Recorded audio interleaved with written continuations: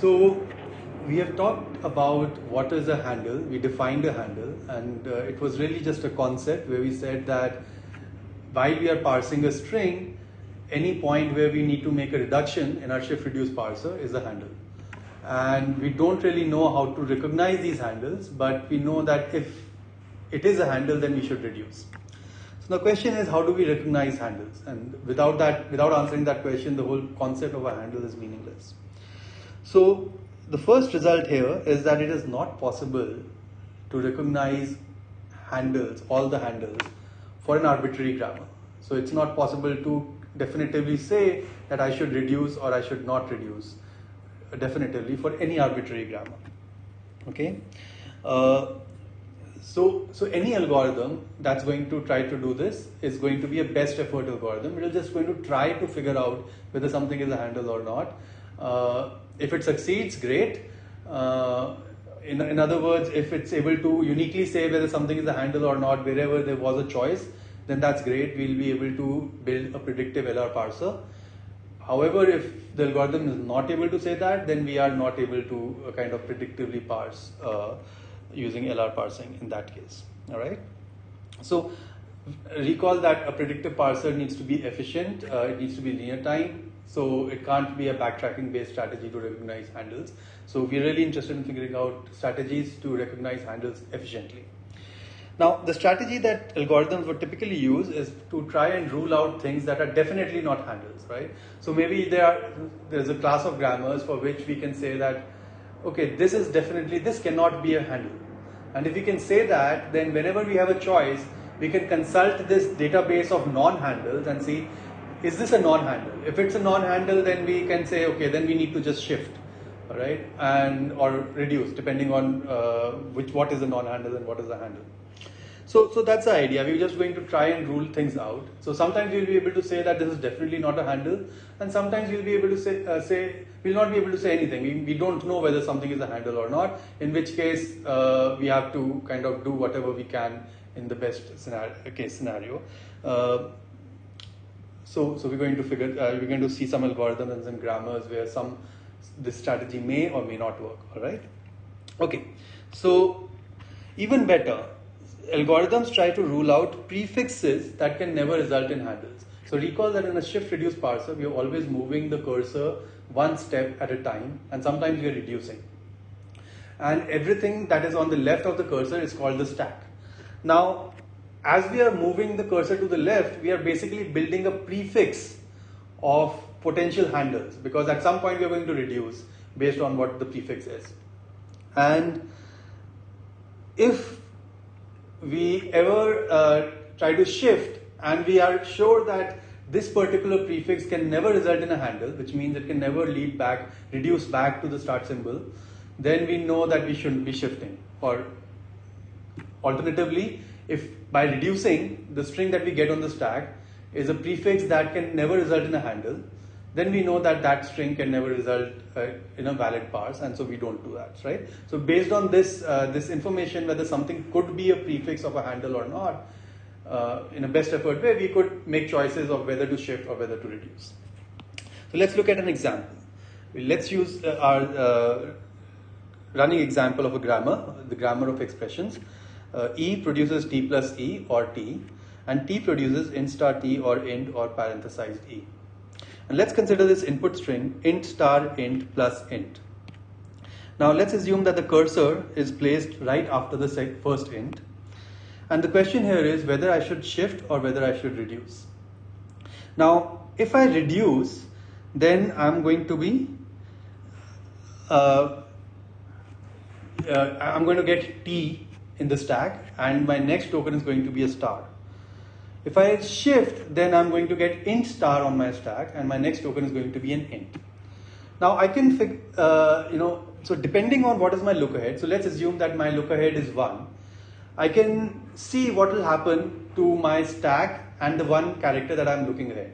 In one case, I'm going to get a t star, where t would be inside the stack and star would be just outside the stack, just on the right of the stack. And we know star because of the one look ahead.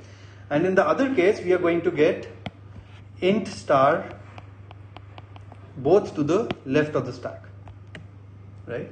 So the first case where we get a T cursor star is the case of a reduce, and the second case where we get an int star and then a cursor is the case of a shift. Now, from these two potential prefixes, we can figure out which one to do in this case. For example, if we are able to say that, oh, T star can never be a prefix of a valid handle, if for some reason we are able to say that, then we know that this is not a good choice at all and we should go with the shift. All right, so that's basically the idea.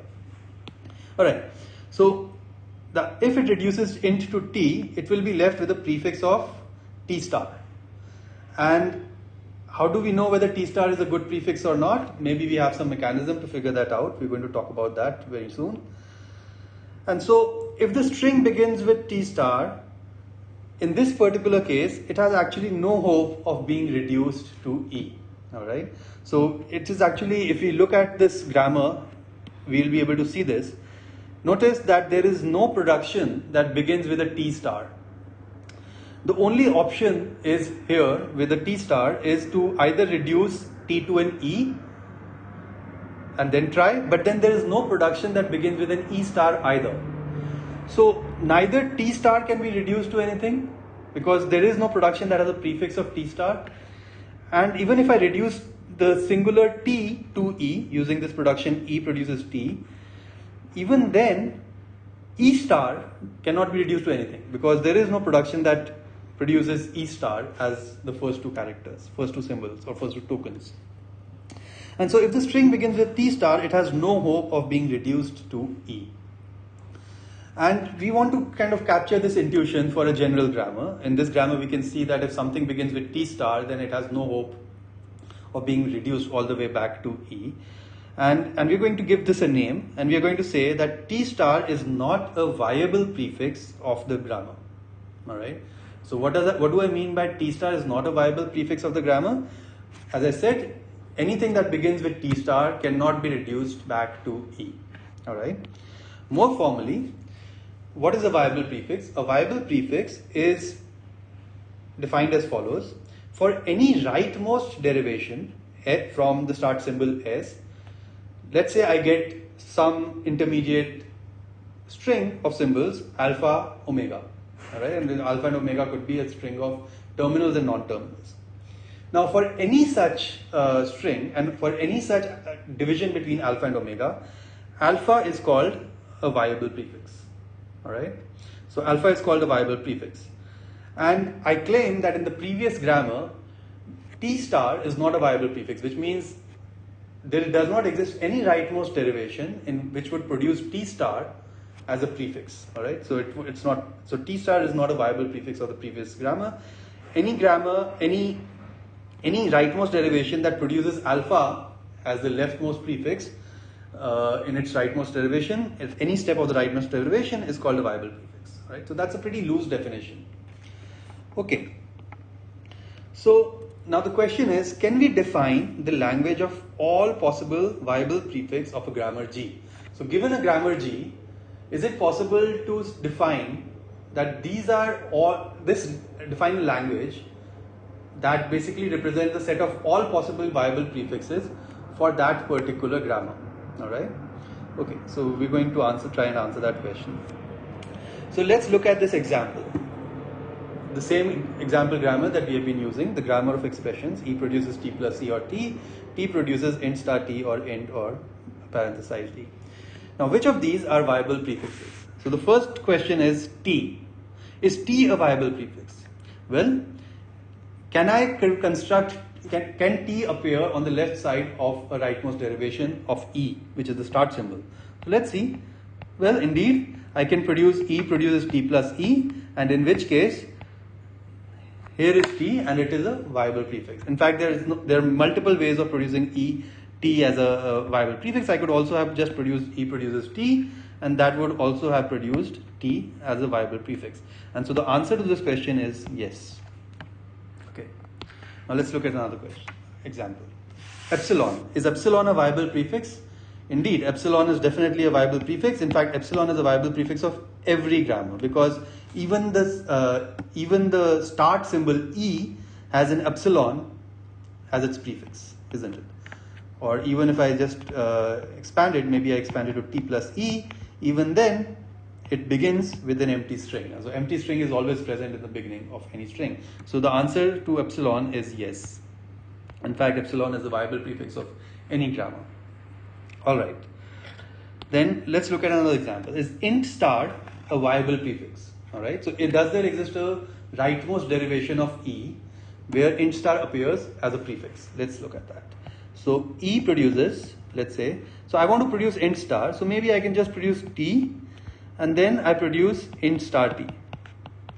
All right. I could have also produced T plus E and then again int star would have appeared on the left. And so here int star is appearing as a prefix at some step of the rightmost derivation. And indeed int star is a viable prefix also. All right. So the answer is yes. All right. Next question. T star. Is T star a viable prefix of E? Now let's see. I have two options starting from E. Either I could produce T plus E or I could just produce T. If I produce T, then I have no hope of producing T star, right? Because T is going to produce int star T, in which case int star would be the first two tokens, and that doesn't match with T star. Or it's going to just produce int, which does not match with T star either. Or it's going to produce a left parenthesis, which does not match with T star either. So this is not a fruitful path. Now let's look at T plus E. Once again, if I do a rightmost derivation, then I'm going to first derive E. So I'm going to, have some sequence of steps, and maybe I'm going to get T plus something something. And then eventually I'll have to expand T. So far at least we haven't been able to get T star. We got T plus on the left, but we haven't been able to get T star. And now if I try to expand T, I can only get either int star or int or left parentheses. And so even here, I'm not being able to get a T star as the left prefix of some step of the rightmost derivation of E. And so the answer is no. T star is not a viable prefix of this grammar. All right, let's look at another example. Int star T plus T. Okay, is int star T plus T a viable prefix of this grammar? So once again, let's start with E, and we want to produce int star T plus T as a prefix of some step of a rightmost derivation. So maybe I want to start with E produces T plus E, and then I produce T plus T. Recall that this is a rightmost derivation. So my next step would have to be that I derive T, and so maybe it will become T plus int, or maybe I want to do T plus something else, maybe I want to do T plus int star T or whatever. But the problem here is that I cannot just retain this plus T and then expand. So, doing something like this is not legal, because then it would be a rightmost derivation. Because in this step, in this particular step, I'm deriving the left non-terminal before the right non-terminal, and so that's not a rightmost derivation. And although this looks like it's producing the desired viable prefix, this is not, this won't count, and so we won't consider this. And you'll see that no matter what I do, I won't be able to produce int star T plus T as a prefix of a rightmost derivation. And the basic reason is this T would get reduced, would need to get derived before the left T can be derived into int star T. And so this kind of a thing cannot happen in a rightmost derivation. And so the answer is no. This is not a viable prefix. All right, finally, is E a viable prefix of this grammar? The answer is yes, because the first step itself is just E, and it has E as its own prefix, right? So E is a viable prefix of this grammar. Okay, so we have some idea of what is a viable prefix by looking at just an example. If I look at viable prefixes in relation with shift-reduce parsing, so far I have defined viable prefixes as how it appears in a rightmost derivation. But recall that a shift-reduce parsing sequence of steps is nothing but a rightmost derivation in reverse. So I can even define viable prefixes in relation to shift-reduce parsing as follows. Alpha is a viable prefix if and only if alpha cursor omega is an intermediate state in a valid parse of any string, right? So you take any string, if that string can be reduced all the way back to the start symbol, such that at some point I get alpha cursor omega, then alpha is a viable prefix, right? This is just coming from the definition of a viable prefix. What is the definition of a viable prefix? Anything that can appear on the left of a rightmost derivation, of any step of the rightmost derivation. So if I just reverse that, anything that can appear as the stack of a shift reduce parsing, successful shift reduce parse of any string, all right? So that's what a viable prefix is, all right? So this is an important insight, isn't it? Because it basically means that while I'm parsing, so let's say I've been able to define a language of viable prefixes, and I have some machine that's able to tell whether something could be a viable prefix or whether something is a viable prefix or not. And now I'm parsing some string, and I have some choice between a shift and a reduce, let's say. So now I can see, if I shift, do I get a viable prefix? If not, then that option gets ruled out. Similarly, I can check, if I reduce, do I get a viable prefix? If not, then that option gets ruled out. Now it is possible that both shift and reduce produce viable prefixes, in which case I still have a problem. So that's why I say that it's the best effort algorithm. We don't have there's no algorithm that can do this for all possible grammars. But for many grammars, this kind of filtering of what is a viable prefix and what is not helps us resolve shift reduce and reduce conflicts. Okay, so let's look at viable prefixes and handles. So any prefix of a handle must be a viable prefix. So that is just by definition, because a handle is supposed to be something that appears as a derivation during the rightmost derivation. It is a derivation step. And similarly in the reverse path, it's a reduction step. So whenever we reach a handle in a shift reduce parser, we should reduce. And in both cases, it must be true that any prefix of that should be is a viable prefix. That's just by definition, because if I can derive the handle, then I can also derive. Then the prefix of that handle is also something that is appearing in that particular step in a rightmost derivation. So any prefix of a handle must be a viable prefix, just by definition. And hopefully, whenever we face a choice, hopefully only one of the options produce a viable prefix. So the reason we are studying viable prefixes is because hopefully for many grammars, it may be the case that whenever we have a choice between a shift and a reduce, or between one reduce and another reduce, we can check whether which one is a viable prefix, and based on that we can prune our choices. All right. So for example, let's say at any step in my parsing algorithm, I have alpha, beta, gamma, cursor, and then A, omega. Here alpha, beta, gamma are strings of terminals and non-terminals. A is a single terminal character or token, and omega is also a string of coterminals and non-terminals. Now first option is I can shift. And so if I shift, what do I get? I get alpha, beta, gamma, A on my stack. And now I can ask this machine that is alpha, beta, gamma, A, does it belong to the language of viable prefixes or not? If the answer is no, then we can rule this out, right? And if the answer is yes, then this is a possibility. We have to keep this possibility. Option 2 is, let's say I reduce by this particular reduction, x produces gamma. Now if I produce x produces gamma, then what do I get on the stack? I get alpha, beta, x. But then I also have a look ahead, and let's say the look ahead is 1, in which case I know that the next character is A. And now I can ask the machine, is alpha, beta, x, A a viable prefix? If the answer is no, then we know that this reduction is not going to be fruitful, and it's not going to lead us to a valid parse. Similarly, maybe there's a third option, and that option is yet another reduce, but through a different production. So let's say this reduce is y produces beta, gamma. And now in this case, I want to reduce beta, gamma to a single non-terminal y, and so I'm going to get alpha, y on my stack, and A is the look ahead terminal. And so I want to ask the machine, is alpha, y, A a viable prefix? If the answer is no, then this option can be ruled out. Okay. All right. So different grammars will have different ways of ruling out certain possibilities. So for example, we discussed how if I have a look ahead of 1, then I can consider A and figure out whether it, and use that as a part of the string and then ask the question whether something is a viable prefix or not.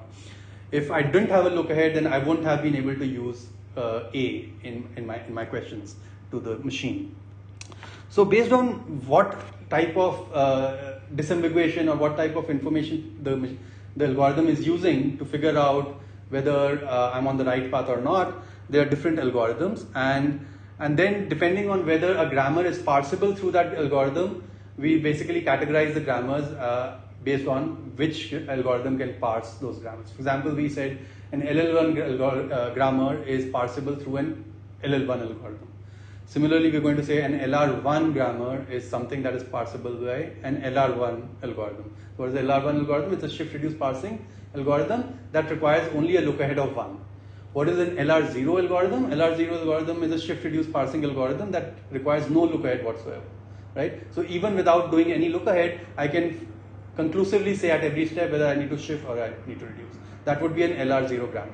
So if for that grammar, it is true that for any string, I can implement a shift reduce parse without having to do any look ahead and conclusively, predictively say which is whether I need to shift or reduce. That would be an LR0. LR1 would require 1 look ahead, and so on.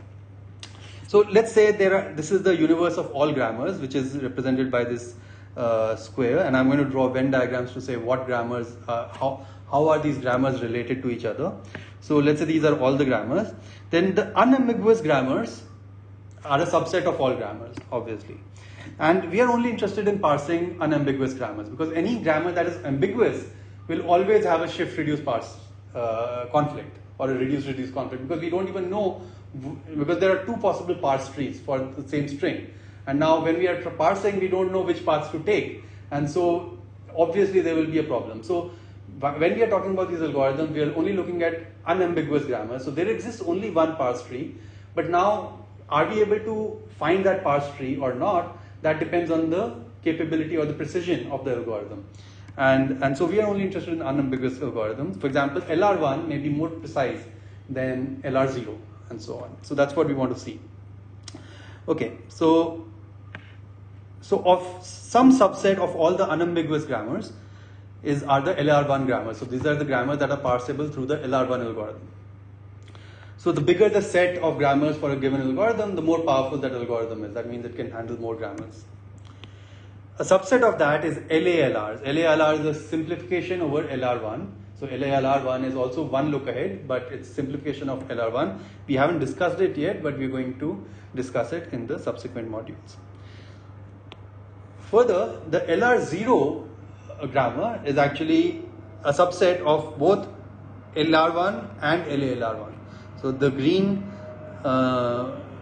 oval here represents the set LR0, and this is expected. Anything that you can parse at LR1, LR0 you can always parse at LR1 because we just have one extra look ahead.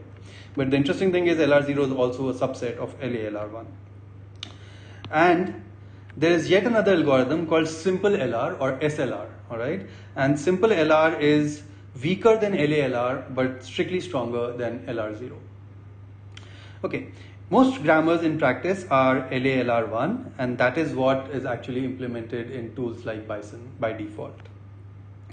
Now, you may ask at this point, how does LL1 fare with respect to these grammars? So, is it true that LL1 is strictly less powerful than LR1? Is it true that LL1 is strictly more powerful than LALR1 or whatever? What is it, right? So once again, what am I asking? I'm asking whether there exists a grammar that is parsable using LL1 but is not parsable using LR1. All right. So these kind of questions we want to answer, and that's very nicely representable using this Venn diagram. So this purple line here represents the set of LL1 grammars. Of course, this is not to scale, but basically what it means to indicate is that LL1 is a subset of LR1. So any grammar that is parsable using LL1 is also parsable using LR1, and that's why we say that LR is more general than LL. Okay. However, it's not true that LL1 is more restrictive than LALR necessarily.